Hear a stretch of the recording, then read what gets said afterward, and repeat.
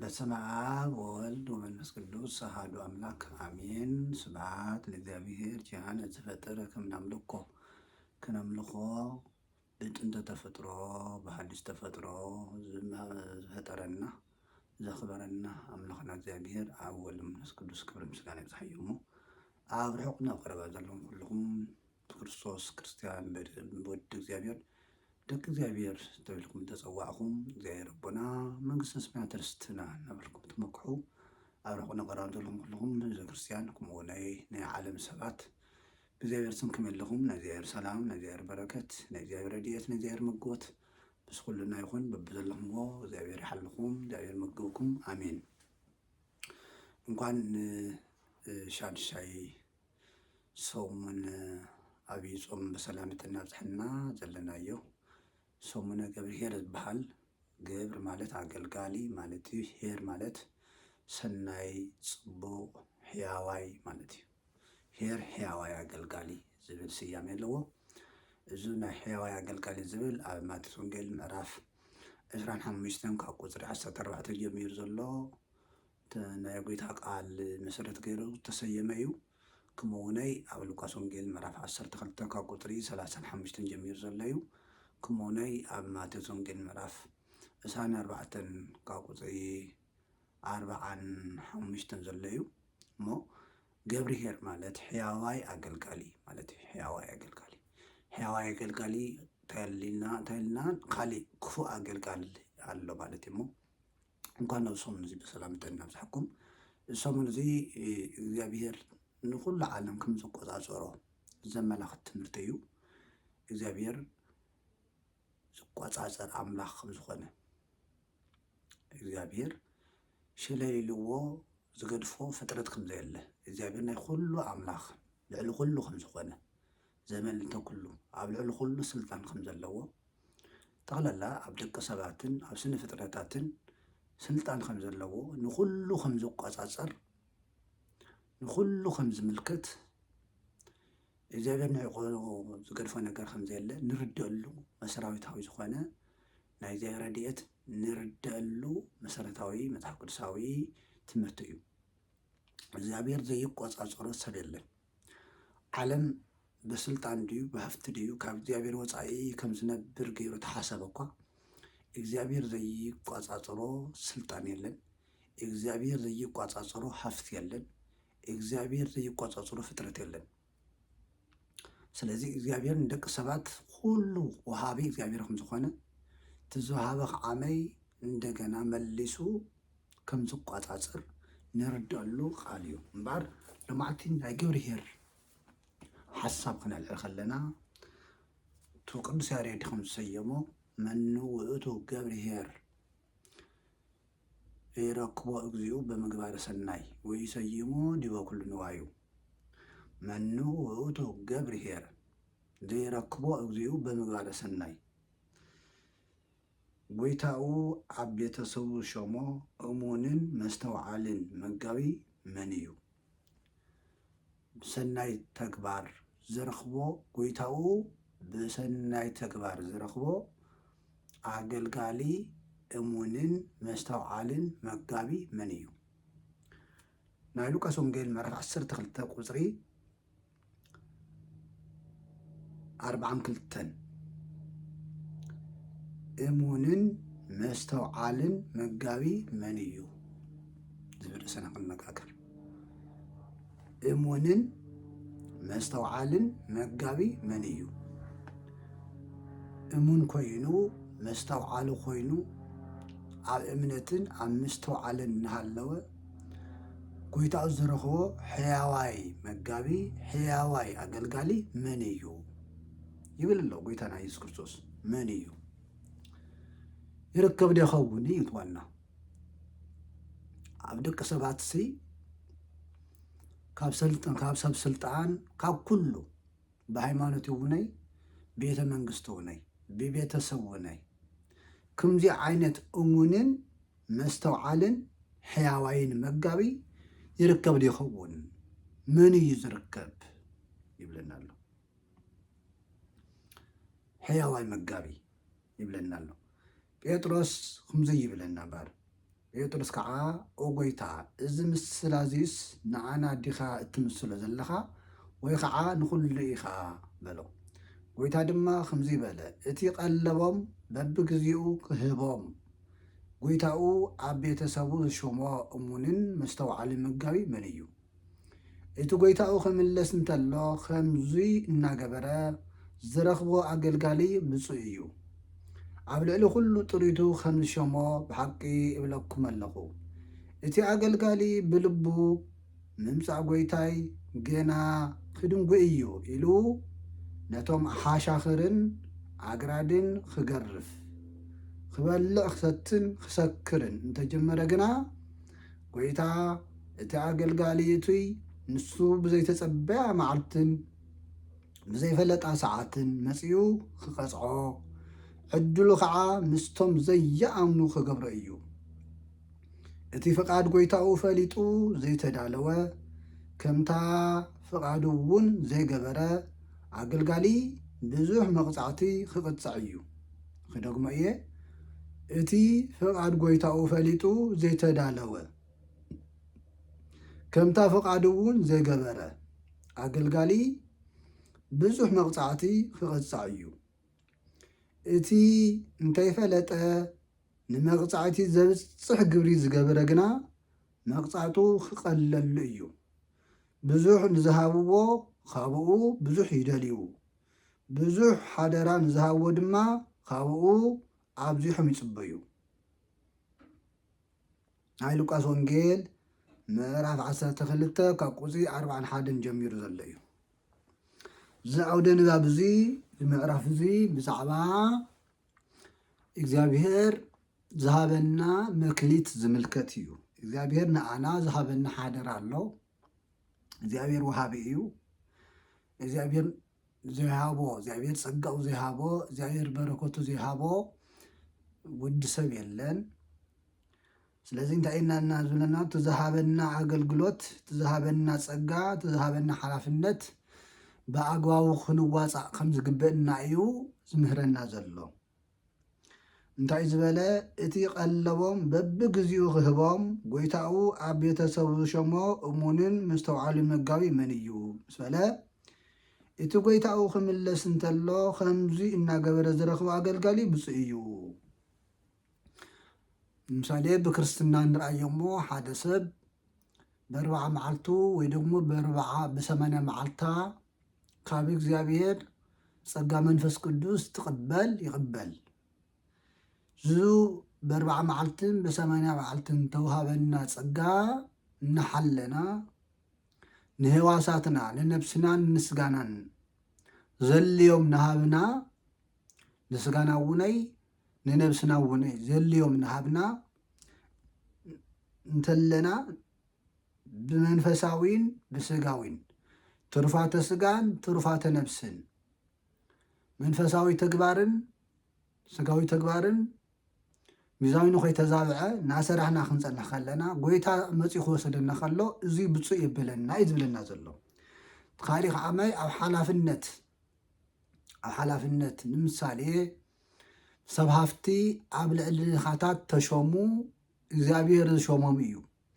እግዚኣብሔር ንሰብ ሃፍቲ ዝህብ ንድኻታት ምእንቲ ክምግቡሉ እዩ። ሃፍቲ ናይ እግዚኣብሔር ውህብቶ እዩ። ስለዚ ሰብ ሃፍቲ ብቱ እግዚአብሔር ዝሃቦም ገይሮም ንነዳያን ንመሳኺንን ክረድኡ ከለዉ ቀለቦም እዩ ዝበለ። ቀለቦም እቲ ቀለቦም በብግዚኡ ክህቦም ጎይታኡ ኣብ ቤተሰቡ ሾሞ እሙን መስተውዓሊ መጋቢ መን እዩ? ኣብ ቤተሰቡ ኣብ ድኻታት ተሾሞ ሃፍታም ናይ ድኻት ኣብ ልዕሊ ድኻታት ተሾመ እዩ።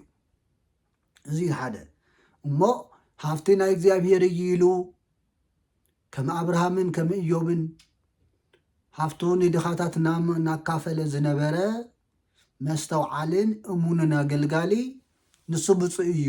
ከምዚ እናገበረ እስካብ ሞት ተኣመነ። ብሞት እስካብ ዝጽዋዕ ከም ኣብርሃምን ከም ኢዮብን ሃፍቲ ናይ እግዚኣብሔር እዩ። ኣነ ጥራሕ ኢደ እየ መጽየ ጥራሕ ኢደይ እውን ክኸድ እየ እናበለ እግዚኣብሔር ብዝሃቦ ሃፍቲ ድኻታት ዝረድእ እሞ እናረደን ሃለወ ጎይታኡ ብሞት ጽውዖ እሙን እዩ ብፁዕ እዩ ይብለና። ሓደ ስጋዊ መግቦት እዩ፣ ተኻልኣይ መንፈሳዊ መግቦት እዩ። ካህን ካብ ፓትርያርክ ጀሚሩ ስጋብ ዓፃዊ ህውህት ዘለዉ ነናይ ባዕላቶም ናይ እግዚኣብሔር ጸጋ ውህብት ኣለዎም። ኣብ ልዕሊ ምእመናን ዝሾሞ ካህን እሞ ንምእመናን በብግዚኡ ቀለቦም ዝቦም ምግበ ነፍሲ ዝቦም ካብ ደዌ ዝፍውሶም ካህን እሙንን መስተውዓልን መጋቢ መን እዩ? ካብ ካህናት ካብ ጳጳሳት ከም መምህራን በብግዚኡ ንምእመናን ናይ ነፍሲ ምግቢ ቃለ እግዚኣብሔር ዝምግቦም መስተውዓሊ እሙንን መጋቢ መን እዩ? ኣብ ሰዓት እዚ መምህራን ኣለና፣ ካህናት ኣለና፣ ጳጳሳት እውን ኣለዉ። ግን መግቦትና ተዋበና ሓደራ ከመይ ኣሎ ኢና ክንርኢ ክንምርምር ይግብአና። ሓደ መዓልቲ እግዚኣብሔር ስለ ዝቆፃፀረና ትዝሃበና ሓደራ ቃል እግዚኣብሔር ናይ እግዚኣብሔር ውህብቶ እዩ። ስልጣነ ክህነት ናይ እግዚኣብሔር ውህብቶ እዩ። ጠቅላላ መንፈሳዊ ኣገልግሎት ነገልግለሉ ፍልጠት ናይ እግዚኣብሔር ውህብቶ እዩ። እዚ ቀለቦም በብግዚኡ ዝብ ዘሎ ምእመናን በብግዚኡ ምግቢ የልዮም። ኣብ ዓለም ስጋዊ ምግቢ ከም ዘልዮም ከምኡ ከዓመይ መንፈሳዊ ምግቢ የልዮም እሞ በብግዚኡ ንምእመናን ቃል እግዚኣብሔር ዝምግቦም እሙንን መስተውዓልን መጋቢ የልየና። እሙንን መስተውዓልን መጋቢ የልየና። እቲ ጎይታኡ ክምለስ እንተሎ ከምዚ እናገበረ ዝረኽቦ ኣገልጋሊ ብፁዕ እዩ። ካብ መጀመርታ ስጋ መወዳእታ ኣገልግሎቱ ከያቋረፀ መግቦቱ ከያቋረፀ ካብ መጀመርታ እሙን ኮይኑ ምእመናን እናመገበ ዝነበረ ካህን ዝነበረ ኣገልጋሊ ዝነበረ መምህር ዝነበረ ንስሓ ኣቦ ብፁዕ እዩ። ከምዚ እናገበረ ጎይታ ዝፅውዖ ጎይታ ብሞት ዝፅውዖ ብፁዕ እዩ ክቡር እዩ ይብለና ኣሎ። ካሊእ ተቃራኒ እንታይ ኣሎ? እቲ ኣገልጋሊ ብልቡ ምምፃእ ጎይታይ ገና ክድንጉ እዩ ኢሉ ነቶም ሓሻኽርን ኣግራድን ክገርፍ ክበልዕ ክሰትን ክሰክርን ተጀመረ ግና ጎይታ እቲ ኣገልጋሊ እቱይ ጎይታ እቲ ኣገልጋሊ እቱይ ንሱ ብዘይተፀበያ መዓልትን ብዘይፈለጣ ሰዓትን መፂኡ ክቐፅዖ ዕድሉ ከዓ ምስቶም ዘይኣምኑ ክገብሮ እዩ። ካብዚ ይምሓረና። በዓል ሃፍቲ ኮይኑ በዓል ፍልጠት ኮይኑ እግዚኣብሔር ብሞት ናበይ ይመፅእን እግዚኣብሔር ይቆፃፀርን እናበለ ድኻታት ናጠመዩ ድኻታት ምሳኺን ናጠመዩ ብጥሜት ናተቐፅዑ ብጥሜት ብዕርቃን ብፅምኣት እናተገረፉ ካብ እግዚኣብሔር ርሒቁ እግዚኣብሔር ከም ዘይርኦ እግዚኣብሔር ከም ዘይሰምዖ እግዚኣብሔር ከም ዘይቆፃፀሮ ገይሩ ዝሓስብ በዓል ሃፍቲ ግና እሞ ዝብላዕ ስተ ዝልበስ ኢኖም ሓሻኽር ጎይታ ምእመናን ደቂ ሰባት ብጥሜት ክግረፉ ከለው ናርኣየ ስቕ ዝበለ እግዚኣብሔር ብዘይተፀበያ መዓልቲ መፂኡ ብሞት ይወስዶ ዕድሉ ከዓመይ ምስቶም ዘይኣምኑ ይገብሮ ይብለና ኣሎ። ክርስቲያን እናተባሃለ ነይሩ ወዲ እግዚኣብሔር እናተባሃለ ነይሩ ግብረ ክርስትና ናይ ክርስቲያን ተግባር ብዘይመግባሩ ግን ምእመናን ነዳያን ብጥሜት ስለ ዝቐፅዐ በዓል ሃፍቲ ይኹን በዓል ስልጣን ይኹን እዚኣቶም ናይ ጎይታ ምምፃእ ረሲዖም ዘንጊዖም ጎይታ ይመፅእን ኣይቆፃፀረንን ኢሎም ብልቦም እዩ ዝብለና ዘሎ። ብልቡ ምምፃእ ጎይታይ ገና ክድንጉ እዩ ኢሉ ክንደይ ሰብ እሞ ዘይተታለለ ሞት ይመፀኒ ከይበለ ሞ ፅባሕ ክመውት እየ ዓመታ ክመውት እየ موت مسائيو موت قربائيو إلنا بزي محسابنا تكسباتكم زيلا بزي محسابهم كندي سبمو بزي تصبيو معلتي عب زي تصبيو ساعات عب زي تصبيو عدمة كندي سموتا عب زي تصبيو ساعات يزبلنا زلو بزي تصبيو معلتين بزي فلتا ساعات مسيو خقصعو إيو بلنا اللو كندي سمو زي تقصعو عب زي تصبيو ساعات عب زي تصبيو معلتي عب زي تصبيو جزء عب زي تصبيو عدمة كندي سبي بموت توسيدو خيت هدالوه كندي سب زي تقصعه عب زي تصبيا ساعات مصيو قويتا قصعو يزبلنا زلو بموت موت مقصعتي موت مقصعتي سلازي بتخاله متن عب زي تصبنا اي ساعات معلتن عدمن جزن خينقصع عدمنا خيقارص سناي تغباري هالونا صبونا غبرنا نصبيو زي ركبو غزيو بمغبار سناي بسناي تغبار زرخبو غويتاو بسناي تغبار زرخبو سمنيو منيو من كون يخون ناصيلي نحلو غويتا زرخبو نامصوت نحلو غويتا زرخبو ناسجد نحلو غويتا زرخبو ناتناسح سغاو دمونا تقبل زرخبو غويتا من كون يخون إدو نصلوت مزرقح بموت زيابير بموت صوعو من كون يخون إدو نمصوات مزرقح ويتا بموت صوعو من كون يخون دخاتات مساخين نامقب زرخبو ويتا من كون يخون حومات ناطيقة زرخبو ويتا من يخون يتعصرو ناطيقة زودقو ناطيقة زطميو نابلعنا استي زعارقو نالبس زرخبو غويتا زرخبو كريستيان من كون يخون من يخون من نوئتو جبريهير ومؤمن زي ركبو اغزيو بمغبار سناي بسناي تكبار زرخبو عملخنا እግዚአብሔር صبقنا قبرنا خرخبنا راديوتو يفلينا نايسمو وداعتو سناي تغباريو كريستيان تبيلكا مصواع يخونن مو صبونا قبرنا خرخبنا كندي سبيو حاتياتنا حاسبنا هالو بموت تصوع كقتلنا حاسب خزموت نحاسب كفو نجر حاسبنا هالو زي تصوع بزحيو سلازي كريستيان كوينا موت قراوا خمس خوينا እግዚአብሔር بموت خمس صوعنا فلتنا سناينا سرحنا قويتا خرخبنا نصلي زي الصحات يلن مو ناي موت حاتيات خينا موت صبونا قبرنا نقويتا خنصنحو نصلي كاب صولتا ينفله كالي انتا يبلنا اللو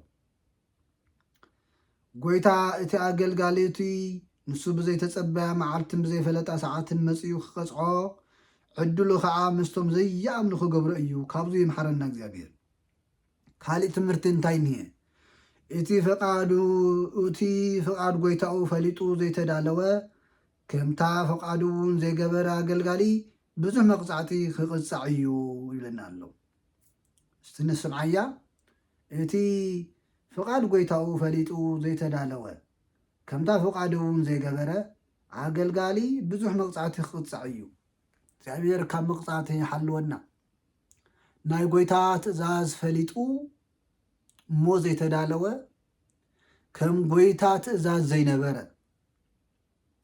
ናይ ጎይታ ፈቃድ ፈሊጡ ናይ እግዚአብሔር ፈቃድ ፈሊጥና ማለት እዩ ናባና እንትንርጉሞ ከለና ንሕና ናይ እግዚአብሔር ፈቃድ ንፈልጥና ናይ እግዚአብሔር ትእዛዝ ንፈልጥና እሞ ምፍላጥና ንዓርሶ ይሕትተና እዩ የጠይቀና እዩ ናይ እግዚአብሔር ፈቃድ እንታይ ከም ዝኾነ እናፈለጥና ናይ እግዚአብሔር ሓሳብ እንታይ ከም ዝኾነ እናፈለጥና ናይ እግዚአብሔር ትእዛዝ እንታይ ከም ዝኾነ እናፈለጥና እሞ ከም ፈቃዱ ከም ትእዛዙ ከም ቃሉ ብዘይ ምድላውና ከም ዘቕፅዐና እዩ ዝነግረና ዘሎ ከምታ ፍቃዱውን ዘይገበረ ኣገልጋሊ ብዙሕ መቕፃዕቲ ክቕፃዕ እዩ ይብለና ኣሎ። ብዙሕ መቕፃዕቲ ክቕፃዕ እዩ። ክንደይ መዓልቲ እሞ ቃል እግዚኣብሔር ዘይሰማዕና፣ ክንደይ ግዜ ዘይተምሃርና። ናይ እግዚኣብሔር ፈቃድ እንታይ ከም ዝኾነ ዝጠፍኦ ሰብ የለን። ናይ እግዚኣብሔር ሓሳብ እንታይ ከም ዝኾነ ዘይፈልጥ ሰብ የለን። ኩሉ ይፈልጥ እዩ። ናይ እግዚኣብሔር ሓሳብ ሓደ እዩ። ናይ እግዚኣብሔር ፈቃድ ሓደ እዩ። ንስ ከዓመይ ፍቕሪ እዩ። ናይ እግዚኣብሔር ሓሳብ ጥቕልል ትእዛዙ ፍቕሪ እዩ። ብፍቕሪ ክንመላለስ፣ ንሰብ ክነፍቅር፣ ንእግዚኣብሔር ፍቕሪ ክንእዘዝ እዩ ናይ እግዚኣብሔር ሓሳብ። እግዚኣብሔር ፍቕሪ ከም ዝኾነ ዘይፈልጥ ፍጥረት የለን፣ ዘይፈልጥ ሰብ የለን። ተፋቀሩ እግዚኣብሔር ተፋቀሩ ኢሉ ከም ዝኣዘዘና ዘይፈልጥ ሰብ የለን። ብዛዕባ ፍቅሪ ዘይጠቅስ የለን። ብዛዕባ ፍቅሪ ዘይፈልጥ ክርስቲያን የለን፣ ዘይፈልጥ ወዲ ሰብ የለን። ግን ክንደ ሰብ ይፋቀር፣ ክንደይ ሰብ ብፍቅሪ ተዳልዩ፣ ክንደይ ሰብ ንእግዚኣብሔር ፍቅሪ ተዓዚዙ። ናይ እግዚኣብሔር ፈቃድ ድልየት ሓሳብ ፍቅሪ እዩ። ደቂ ሰባት ብፍቅሪ ክነብሩ፣ ብፍቅሪ ክመላለሱ እሞ ናይ እግዚኣብሔር ሓሳብ ፈሊጥና ከም ፈቃዱ፣ ከም ትእዛዙ፣ ከም ቃሉ፣ ከም ስርዓቱ ብዘይ ምንባርና ምፍላጥና ንዓርሱ የቕፅዐና እዩ ይብለና ዘሎ። ናይ ጎይታኡ ፈቃድ ፈሊጡ ከም ጎይታኡ ፈቃድ ዘይገበረን ዘይተዳለወን ይብለና ዘሎ። እግዚኣብሔር ሲ ተዳልው ካብ ዝብለና ክንደይ ዘመናት ተቑፂሩ፣ ተፋቀሩ ካብ ዝብለና ክንደይ ዘመናት ተቑፂርና እሞ ክንደይ ሰባትና ከም እግዚኣብሔር ፈቃድ እንመላለስ ዘለና። ናይ እግዚኣብሔር ፈቃድ ፈሊጥና ከም ፈቃዱ እንነብር ክንደይ ሰባትና። ጎይታና ኢየሱስ ክርስቶስ ከምዚ እዩ መሂሩና ነይሩ። ትዘፍቅረኒ ትእዛዘይ ይሕሉ በለ፣ ትዘየፍቅረኒ ትእዛዘይ ኣይሕሉን። ኩሉ ጎይታ ጎይታ ዝብለኒ ናይ እግዚኣብሔር መንግስቲ ወራሲ ኣይኮነን። ናይ እግዚኣብሔር መንግስቲ ዝወርስቲ ናይ ኣቦይ ፈቃድ ዝፈፅም ይበለና እሞ ናይ እግዚኣብሔር መንግስቲ ዝወርሱ እንመን እዮም? ናይ ጎይታ ፈቃድ ዝፈፅሙ እዮም። ናይ ጎይታ ፈቃድ ዘይፈፅሙ ኸ ተቐፃዕቲ እዮም። እግዚኣብሔር ካብ ሞት ቅፅዓት፣ ካብ ሲኦል ቅፅዓት፣ ካብ ገሃነም ቅፅዓት ይሓልወና። ብምሕረቱ ናይ ከም ትእዛዙ ክንመላለስ ሓይሉን ፀጋኡን ረድኤቱን ይዓድለና። ካልእ እንታይ ይብለና ኣሎ? እቲ እንታይ ፈለጠ ንመቕፃዕቲ ዘብፅሕ ግብሪ ዝገበረ ግና መቕፃዕቱ ክቐለሉ እዩ ይብለና ኣሎ። እቲ እንታይ ፈለጠ ናይ እግዚኣብሔር ትዘቕፅዕ ኣያይ ምዃኑ ከይፈለጠ ዝነብር ኣሎ። ናይ እግዚአብሔር ፈቃድ ፈሊጡ ሓጢአት ዝሰርሕ ኣሎ።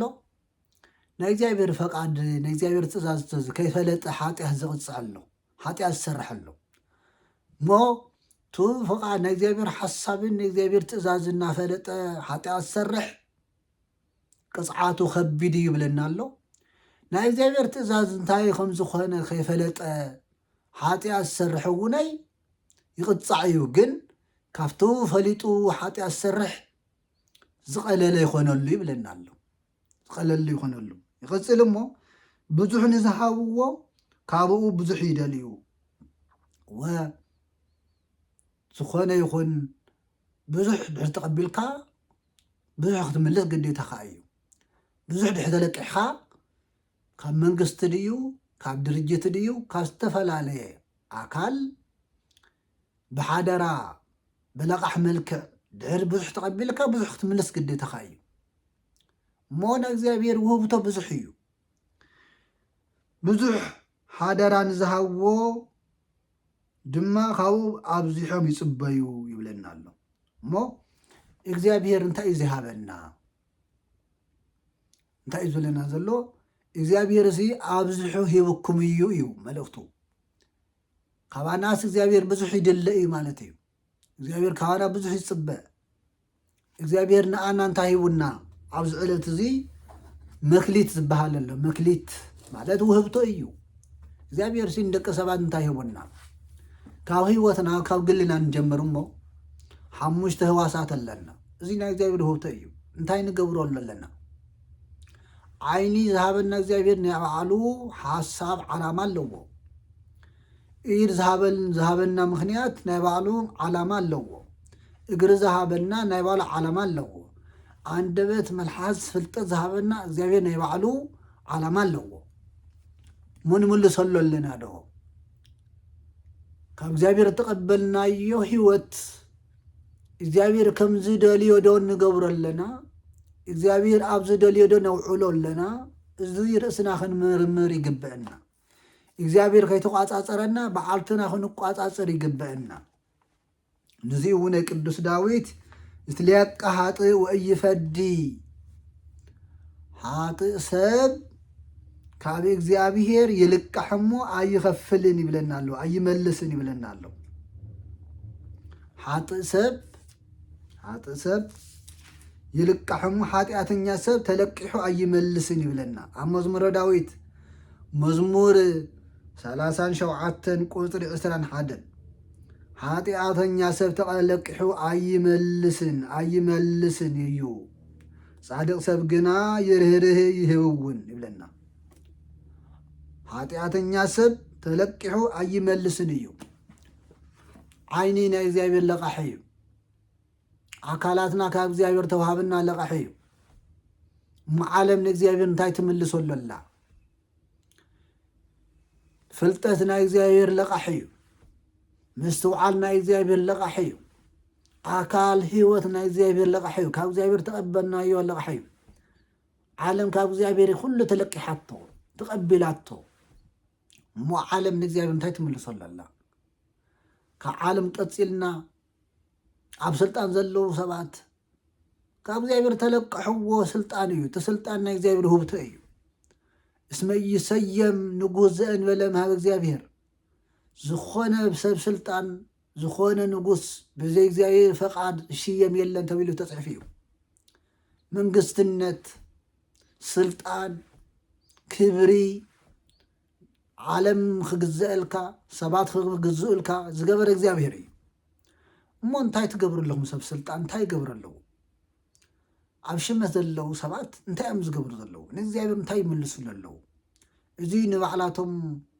እግዚአብሔር ኣብ ገዚኡ ስለ ዝምርምሮም ንሕለፎሙ ናብ በዓልትና ንመለስ ኢድ ናይ እግዚአብሔር ህውተ እዩ ኢና ተዝምርመርስ እግዚአብሔር ኢና ተዝምርምሮስ እንታይ መረኸበሉ ዓይንና እንተዝምርመር እግዚአብሔር እንታይ መረኸበሉ እግዚአብሔር ብትዝሃበና ነገር ሕጉስ ድዩ እግዚአብሔር ብትዝሃበናስ ንሕናኸ ንእግዚአብሔር እንታይ ንመልሰሉ ኣለና ብዓይንና እንታይ ንሪእሉ ኣለና ዓይንና እኮ ቃል እግዚአብሔር ክነነበሉ ክንጽልየሉ ተውሃበ ትእዛዟን ይብና ክንርድአሉ ተውሃበ ናይ እግዚአብሔር ውህብቶ እዩ ናይ እግዚአብሔር ለቃሒ እኮ ንዘለዓለም ከይነብርን እዩ እዝንና እኮ ናይ እግዚአብሔር ውህብቶ እዩ ንምንታይ ሂቡና ምስጋና ክንሰምዐሉ